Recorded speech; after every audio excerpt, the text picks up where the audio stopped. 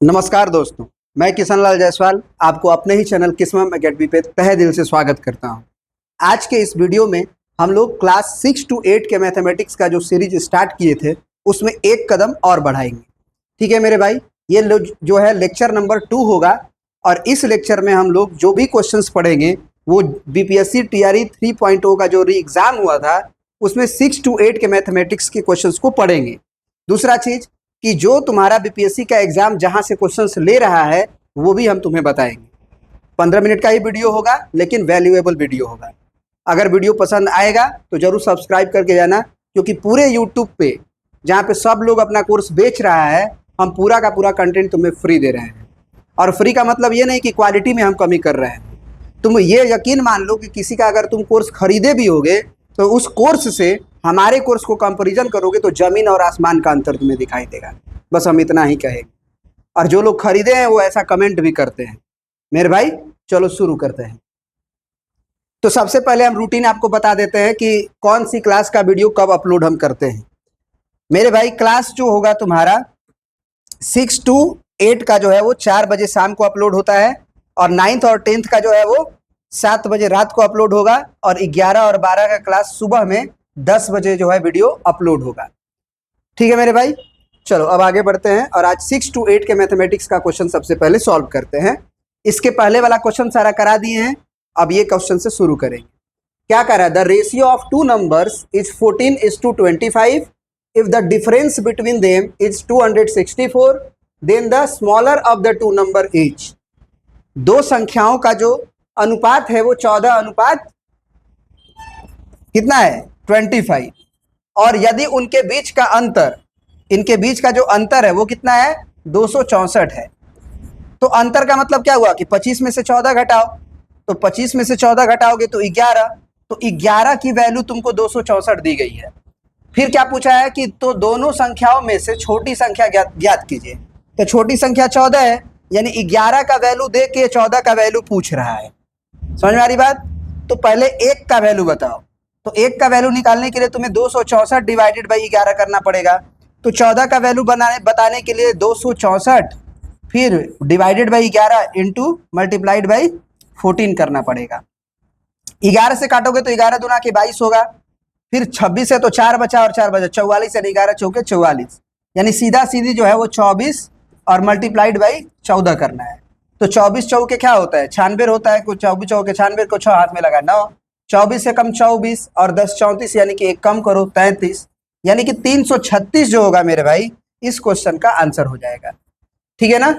कोई दिक्कत है समझने में? ठीक है ना, कोई दिक्कत नहीं होनी चाहिए। अगर तुम बेसिक से जाओगे तो बेसिक से तुम्हें ऐसे मानना पड़ेगा कि पहली संख्या 14x मानते हैं, दूसरी संख्या 25x मानते हैं, अंतर जो है अगर 264 दिया है तो 25x माइनस 14x बराबर 264। उसके बाद जो है घटाओगे तो 11x बराबर 264, तो फिर x बराबर हो जाएगा 264 डिवाइडेड बाई 11। तो फिर काटोगे तो ये कितनी बार में कटेगा मेरे भाई 11 दूना के 22 और 11 चौके 44। अब तुमसे छोटी संख्या पूछ रहा है, तो छोटी संख्या 14x है, तो 14 गुना 24 अभी अभी किए हैं, 14 और 24 का गुना, तो ये आंसर तुम्हारा सही हो जाएगा। अब आते हैं नेक्स्ट क्वेश्चन पे। नेक्स्ट क्वेश्चन में क्या कह रहा है देखो। नेक्स्ट क्वेश्चन में कह रहा है कि a room is 8 metre long, 6 metre wide and 10 metres high. यानी कि वो जो फिगर है तुम्हारा वो तुम ये कह सकते हो कि वो कैसा है, कुछ इस तरह का है। समझ में आ रही बात? अब वो जो रूम है उसकी कहानी क्या है जब आगे पढ़ेंगे तब पता चलेगा।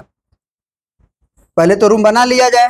वैसे तो इतना नहीं समय होता है, वो खुद बन जाता है, सीधा जो क्वेश्चन का आंसर पूछता है वही पे करते हैं। Then the length of the longest pole that can be placed, यानी कि जो लॉन्गेस्ट डायगोनल होता है। अपने इमेजिनेशन करो कि जिस रूम में तुम खड़े हो उसमें सबसे लंबा पोल कहाँ पड़ सकता है। तो अगर तुम देखोगे कि उस कॉर्नर से अगर इस कॉर्नर पे आओगे वो पड़ेगा, या फिर इस कॉर्नर से तुम उस कॉर्नर पे जाओगे वो पड़ेगा। वो जो लंबाई होती है वो लंबाई का सीधा फार्मूला होता है। वैसे अगर प्रूफ चाहते हो तो हम प्रूफ भी बताते हैं, लेकिन अभी जो है नहीं बताएंगे। ठीक है ना, क्योंकि समय लग जाएगा झूठ मूठ का। जब हम लोग डिटेल से पढ़ेंगे इस चैप्टर को तब हम बताएंगे। डायरेक्ट वैल्यू क्या हो जाता है l² + b² + h², सीधा का सीधा आंसर हो जाएगा। जो लंबा जो पुल होता है उसकी ये लंबाई होती है। तो एल कितना दिया है 8, तो 8 का स्क्वायर कर लो। बी क्या दिया है, ब्रेड्थ क्या दिया है 6 का स्क्वायर कर दो। और हाइट क्या दिया है 10 दिया है, तो 10 का स्क्वायर कर लो। तो 8 का स्क्वायर क्या होता है 64, 6 का स्क्वायर 36, जोड़ोगे 100, फिर ये भी 100 हो जाएगा 200। 200 का मतलब हुआ कि 10√2, क्योंकि 2 गुना 100 लिखोगे 10 बाहर आ जाएगा, तो 10√2 कौन सा ऑप्शन में है, तो 10√2 जो है तुम्हारा ऑप्शन नंबर सी में है। यही तुम्हारा इस क्वेश्चन का आंसर हो जाएगा। ठीक है मेरे दोस्त, अब आगे बढ़ते हैं।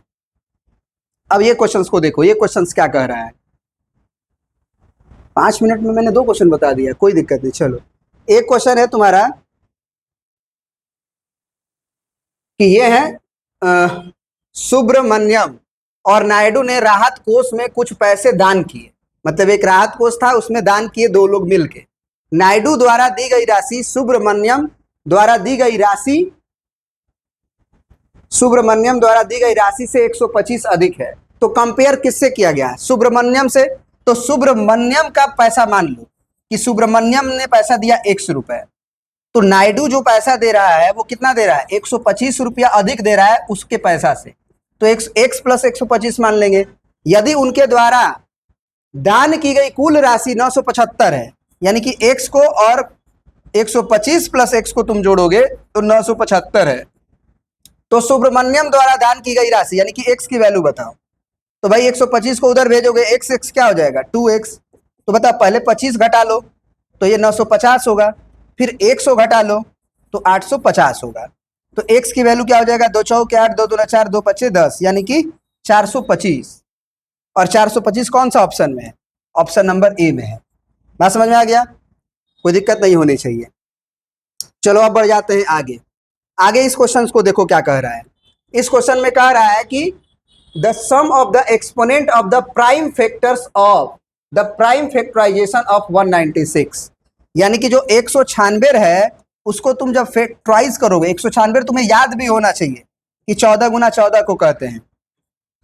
196 जो होता है वो 14 गुना 14 होता है। अब जरा बताओ 14 को मतलब क्या लिख सकते हो, 2 गुने 7, फिर 2 गुने 7, यानी कि 2 का पावर 2 और गुना 7 का पावर 2। इन्होंने पूछा क्या है कि 196 के अभाज्य गुणनखंडों में अभाज्य गुणनखंडों के घातांकों का योग बताइए। तो अभाज्य गुणनखंड तो हो ही गया, ये 2 और अभाज्य ही तो है, प्राइम ही तो है। तो इसके प्राइम का जो पावर है उसको जोड़ के बताइए, सम ऑफ द एक्सपोनेंट। तो ये 2 और 2 को जोड़ देंगे और ये हो जाएगा 4, और 4 ऑप्शन में है, तो ऑप्शन में है तो वही टिक करेंगे बी ऑप्शन। ठीक है ना, कोई दिक्कत नहीं होनी चाहिए मेरे दोस्त। अब बढ़ जाते हैं आगे के क्वेश्चन में। 71 के बाद देखो, इसके पहले जो 71 के पहले था वो जनरल पेपर में पेपर था, जनरल पेपर में पेपर था। अब जो 71 से लेके आगे तक जो होगा तुम्हारा सब्जेक्ट का पेपर है। ठीक है ना, तो इसको ध्यान से देखोगे। ये क्वेश्चन कह रहा है कि if alpha and beta are the roots of the quadratic equation 4x² + 3x + 7 = 0। ये इस तरह का क्वेश्चन बहुत आसान होता है। 4x² + 3x + 7 = 0।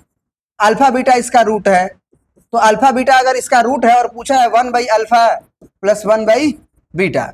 अब ये सीधा फार्मूला जो होता है वो कह सकते हो -b/a होता है, लेकिन कैसे होता है इसको समझो। सबसे पहले इसको एलसीएम लो, तो एलसीएम लोगे तो अल्फा इंटू बीटा आएगा। अब यहाँ बीटा कर लो और यहाँ प्लस अल्फा कर लो, तो ये alpha plus beta divided by alpha into beta. अब अल्फा प्लस बीटा तुम क्या पढ़े हो, -b/a पढ़े हो। अल्फा इंटू बीटा क्या पढ़े हो, c/a पढ़े हो। तो a कट जाएगा, शायद हमने गलत बोल दिया था, उसको सुधार लेना। 1/α + 1/β की वैल्यू आ गई -b/c, -b/c। तो क्या करना है, यहाँ a रहता है, यहाँ b रहता है और यहाँ c रहता है। तो बस वैल्यू रखना है। -b का नाम क्या है 3 है, c का नाम क्या है -7 नहीं ना, +7 है, 7 हो गया तो -3/7, -3/7 इसी ऑप्शन में है। कोई दिक्कत नहीं होनी चाहिए, समझ में आ जाना चाहिए। ठीक है ना, आपको फार्मूला वगैरह याद होना चाहिए। ये सब नहीं याद रहेगा कि अल्फा प्लस बीटा -b/a होता है, अल्फा इंटू बीटा c/a होता है, तो तकलीफ आपकी बढ़ जाएगी। ठीक ना, आगे बढ़िए। क्वेश्चन नंबर 73 पे आते हैं मेरे दोस्त। क्या कह रहा है कि if 11 times the 11th term of an AP is equal to the 7th times the 7th term, then its 18th term will be. सीधा आंसर 0, बनाने की जरूरत ही नहीं है। कैसे हुआ सर, सबसे पहले तो ये जान लो कि अगर 11 गुना 11 टर्म का पूछे, 11 टर्म का 11 गुना और आगे क्या बोला है is equal to the 7 times of 7th term, तो अगर ऐसे बोला तो यहाँ का 11 पकड़ो और यहाँ का 7 पकड़ो और जोड़ो, 11 और 7 होगा 18, तो ये वैल्यू जो होगा 0 ही होगा। अब कभी कभी क्वेश्चन कॉम्प्लिकेटेड देना होता है, तो ये कहता है कि p times of pth term is equal to q times of qth term, then find the p plus qth term. तो सीधा बताओ कि ये p और ये q को जोड़ा है तो आंसर हो जाएगा 0, बात ही खत्म, बनाएंगे ही नहीं। समझ रहे हो कैसे हुआ? अगर जानना चाहते हो तो चलो बता देते हैं। 11 टाइम्स है, 11th टर्म को क्या लिखोगे a प्लस 10d लिखोगे, और बराबर में क्या है 7 टाइम्स यानी कि 7 लिखोगे, और ब्रैकेट में a प्लस 6d लिखोगे। अब गुना करो तो ये 11a होगा, और यहाँ पे 11 दहा में 110, तो ये 110d हो गया। बराबर में ये हो गया 7a और ये हो गया 7 42d। अब 7a को जब इधर लेके आओगे तो घटेगा, तो कितना बचेगा? 11 में से 7 जाएगा तो 4 बचेगा, तो 4a की वैल्यू हो जाएगी 110, उधर भेजोगे तो 110 जाके उधर घटेगा, तो 110 में से 42 घटाओगे और माइनस में सिंबल आएगा, तो माइनस में क्या आ जाएगा बताओ? 110 और 42 को घटाना है, 10 में से 2 गया 8, 9 में से 4 गया कितना? 5, ये हो गया खत्म। 58 है तो माइनस 58d, माइनस 58d। अब जो है माइनस a की वैल्यू क्या हो जाएगी? आप बताओ, a की वैल्यू तुम्हारी हो जाएगी, देखो कितना लंबा जा रहा है, माइनस 58d और डिवाइडेड बाई 4। समझ में आ रही बात? चलो काटो, 2 दूना के 4, फिर 2 दूना के 4, दोनों 18, तो a की वैल्यू आई माइनस 29d और बटे में 2। इसका क्या पूछा है कि 18th टर्म क्या होगा? तो 18th टर्म का मतलब हुआ कि इसे हम लिखेंगे a प्लस 17d। कुछ गड़बड़ कर दिए हम रास्ते में लग रहा है। a की वैल्यू क्या है? a की वैल्यू क्या है? यहाँ से देखो, माइनस का 29d बटे में 2 प्लस 17d, यहाँ पे हम कुछ गलती किए हैं कहीं रास्ते में, ठीक है ना। 11th times of 11th term, तो a प्लस 10d हो गया, 11 टाइम्स हो गया, 7 टाइम्स द 7th टर्म, तो a प्लस 6d हो गया, 7a होगा, और यहाँ पे 11 दहा में 110 होगा, ये भी ठीक है, 7a और प्लस 7 42d, ये भी ठीक है, ठीक है ना। अब 42 में से घटाए गलत है क्या? 8 2 10 5 4 9, हाँ गलत घटाए हैं, क्योंकि ये जब 1 दे चुका है तो 9 थोड़ी बचा है, 0 बचा है, तो 10 में से 4 गया कितना होगा? 6 होगा, यानी 68 होगा। 68 होगा तो यहाँ पे हम लोग 68 लिखेंगे, समझो, है ना। यहाँ पे तुम्हारी वैल्यू क्या हो जाएगी? 68, तो यहाँ पे तुम्हारा क्या आ जाएगा? 68। अब जो है a की वैल्यू क्या हो जाएगी बताओ? तो a की वैल्यू हो जाएगी माइनस 68 डिवाइडेड बाई 4, तो 4 से कट जाएगा ये, है कि नहीं? 4 एकम 4, 4 सते 28, तो ये तुम्हारा हो जाएगा कितना? a की वैल्यू माइनस 17d। अब तुमसे पूछा है कि भैया तुम 18वां टर्म बताओ इसका, तो a प्लस 17d लिखोगे, तो a की वैल्यू देखो माइनस 17d आया है, और तुम्हारे पास यहाँ पे प्लस में 70d है, तो ये वाली बात कट के 0 नहीं हो जाएगी। तो इसलिए मेरे भाई ये सीधा का सीधा याद रखो कि pth टर्म ऑफ p और qth टर्म ऑफ q अगर बराबर हो तो p प्लस q टर्म 0 होता है, बात ही खत्म कर दो, ठीक है मेरे दोस्त। तो ये भी क्वेश्चन खत्म हो गया।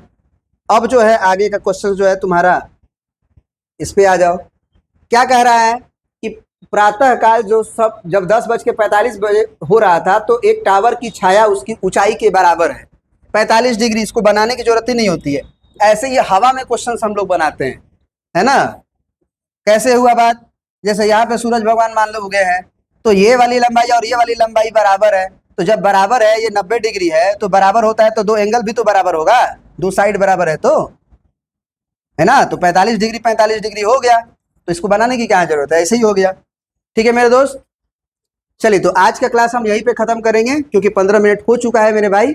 और अगर तुम्हें वीडियो पसंद आता हो तो जरूर लाइक करके जाना, और थोड़ा सा सपोर्ट बस करोगे तुम हमें, तो तुमको विश्वास नहीं है कि हम तुम्हें क्या देंगे, ठीक है ना। बस तुम्हारे सपोर्ट की जरूरत है, बस सपोर्ट करते रहो, और कंटेंट एकदम ए ग्रेड देंगे। किसी भी से कंपेयर करोगे तुम्हें ना, तो जमीन आसमान का अंतर दिखेगा मेरे भाई, ठीक है ना।